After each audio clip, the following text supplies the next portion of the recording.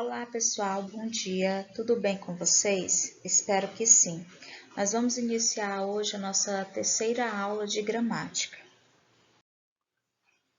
Vamos relembrar um pouco do que vimos nas duas aulas anteriores. Na primeira aula, nós trabalhamos com o predicativo do objeto, lembram?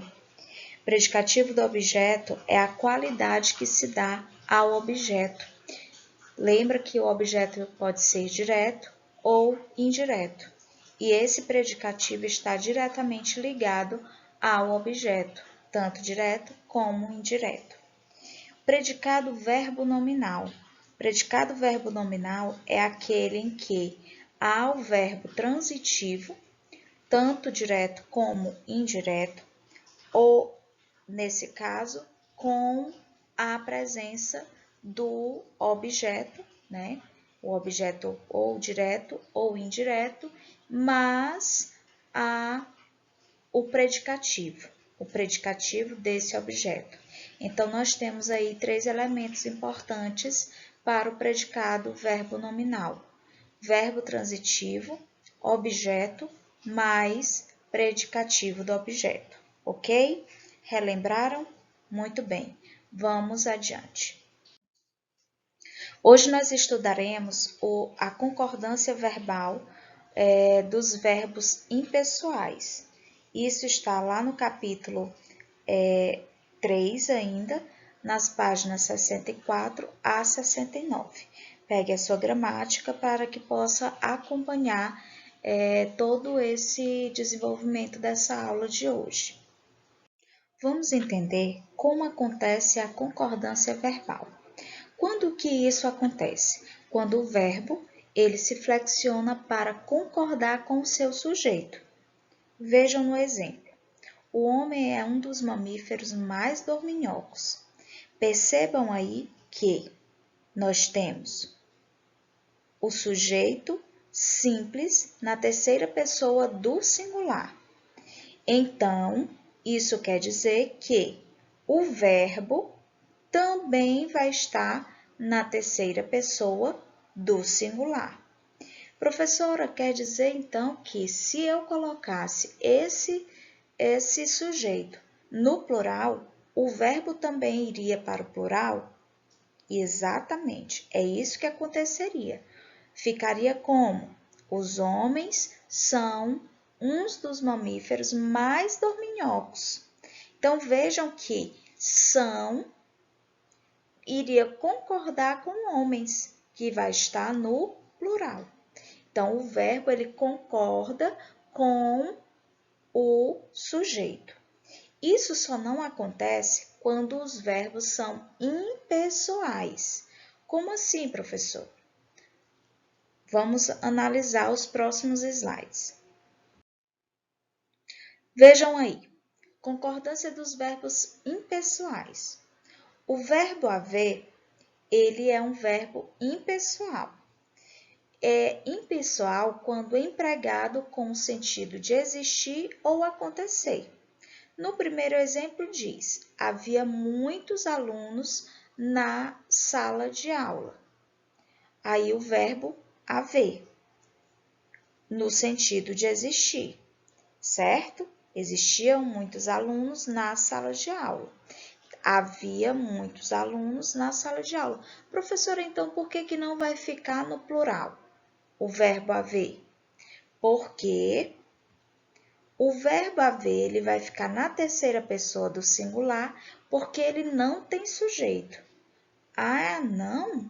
Então, o que seria o muitos alunos?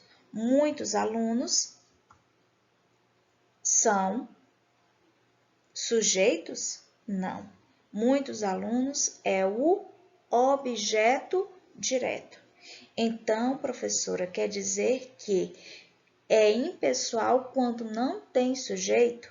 Isso, muito bem. O verbo ele é impessoal quando ele não tem sujeito.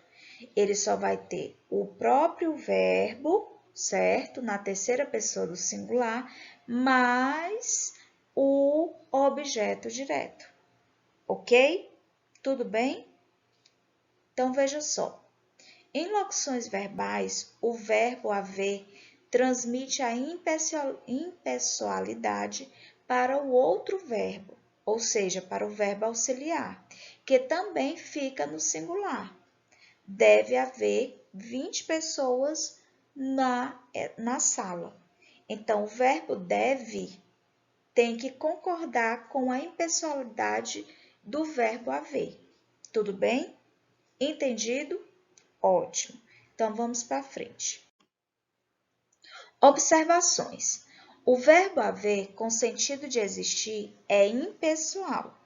Entretanto, o verbo existir não é impessoal. Ele concorda normalmente com o sujeito, ao qual se refere. Vejam os exemplos. Primeiro exemplo com o verbo haver. Antigamente havia poucas escolas particulares. O verbo haver é o quê? Impessoal, quando tem o sentido de existir. Então, quer dizer, professora, que o verbo vai ficar na terceira pessoa do singular, isso. E o que seriam poucas escolas particulares? Seria o quê? Objeto direto. Muito bem.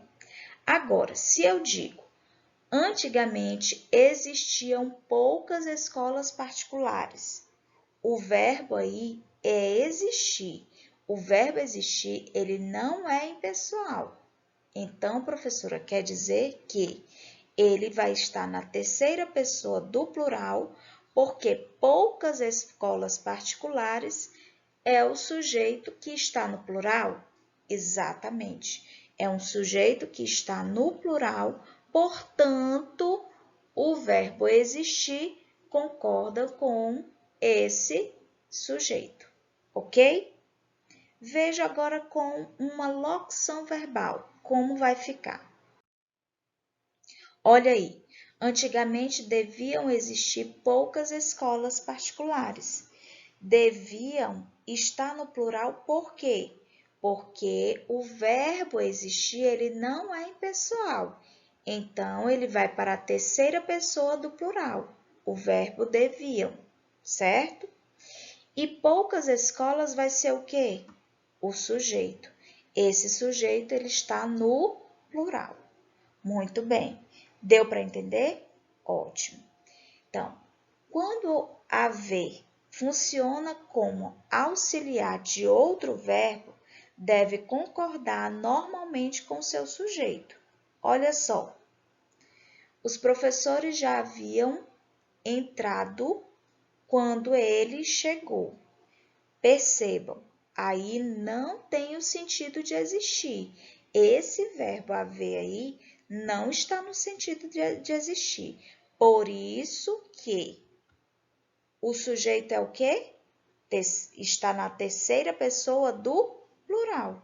Se está na terceira pessoa do plural e o verbo haver não está no sentido de existir, então o verbo haver vai ser o quê? Terceira pessoa do plural também. Vai concordar com o sujeito. Nesse caso aí, o verbo haver, ele é sim um verbo pessoal. Tudo bem? Entenderam? Muito bem, vamos prosseguir. Concordância de verbos quando o verbo é o verbo fazer, certo? Outro verbo impessoal. O verbo fazer é impessoal quando empregado na indicação de tempo transcorrido ou a transcorrer. Nesses casos, como ele não tem sujeito, fica na terceira pessoa do singular. É a mesma coisa lá do verbo haver, certo? Já faz muitos anos que não a vejo. Esse muitos anos aí é o sujeito? Não é o sujeito. Esse muitos anos aí é o objeto direto. Por isso que o verbo fazer está na terceira pessoa do singular. Por quê? Porque muitos anos não é o sujeito, é o objeto direto. Portanto, o verbo fazer aí está na terceira pessoa do singular, porque indica tempo transcorrido. Ok? Prosseguindo. Agora é a sua hora de exercitar. Você vai clicar lá em tarefas de casa, pega a sua gramática, verifica quais são as páginas que você tem que fazer. Você vai fazer suas atividades e depois envia lá no fórum, tudo bem? Fica em casa. Nós somos partes da mudança. Se nós somos parte da mudança, por que não encarar com bastante qualidade essa mudança? Vamos nos adaptar a esse novo, tudo bem? Beijos para vocês, nos vemos na próxima aula. Tchau!